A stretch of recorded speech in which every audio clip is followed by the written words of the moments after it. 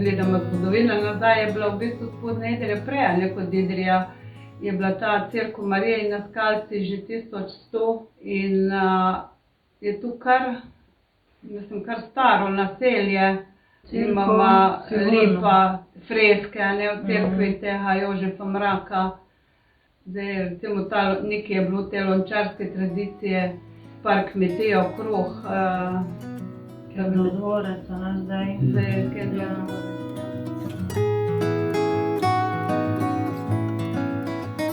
Zametki društva segajo že zelo daleč nazaj, ampak uradni datum nastanka turističnega društva Fara je 12. april 1999. Namen tega društva je bil, da bi se ohranjala tradicija, da bi spodbujali našo tradicionalno kulinariko in jo predstavili tudi izven kraja.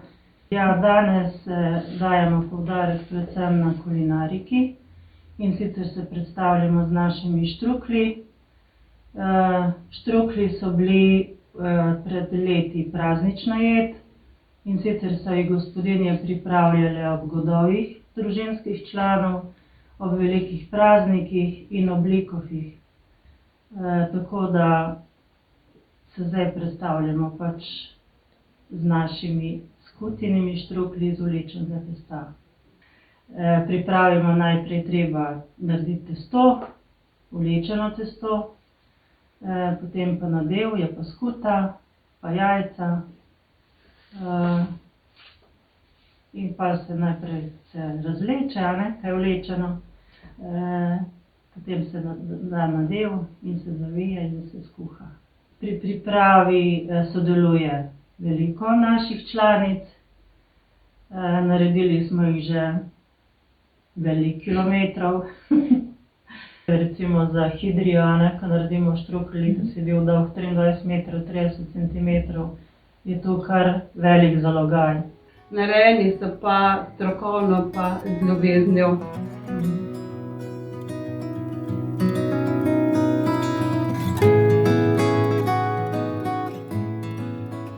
Ja, tradicija, tale šajbečkov prfar v Spodnji Idriji je tudi že tu dolgoletna, sega daleč nazaj.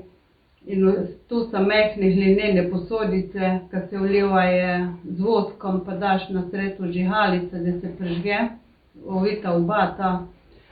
In te šajbečke, tu je bilo lončarska tradicija, so prvotno delali za namen na pokopališče, za grobove, so jih prižigali. Pol kasneje so te šajbečke prižigali ob veliki nočni procesiji, ob poti, kjer procesija poteka, so jih prižigali v poti in na okna so osvetlili. Pol kasneje, po drugi svetovni vojni, se je pa začelo v Spodnji Idriji po vasi tudi prižigati. Na predvečer 1. maja se prižiga po vasi ob cesti in na oknih šajbečke, tako da poleg kresov smo osvetlili, še zmeraj osvetljujemo Spodnjo Idrijo iz šajbečki in kresovi. Ja, glede na tradicijo, nekaj ohranja naše turistično društvo, smo se odločili, da bomo tudi poiskali neka tradicionalna oblačila, ki so jih imele gospodinje v Spodnji Idriji. In smo pol po teh starih fotografijah smo našli tele delovne, vsakdanje obleke in tale nedeljska obleka za malo boljše priložnosti. In to obleko, točno po tisti sliki smo naredili to obleko in to je nosila Kendova gospodinja. Ta Kendova domačija je bila včasih zelo premožna, mogočna kmetija in so tele punce Kendove ob nedeljah so šle k maši, so povedali, da so bile vse urejene in vse v takih lepih oblekah.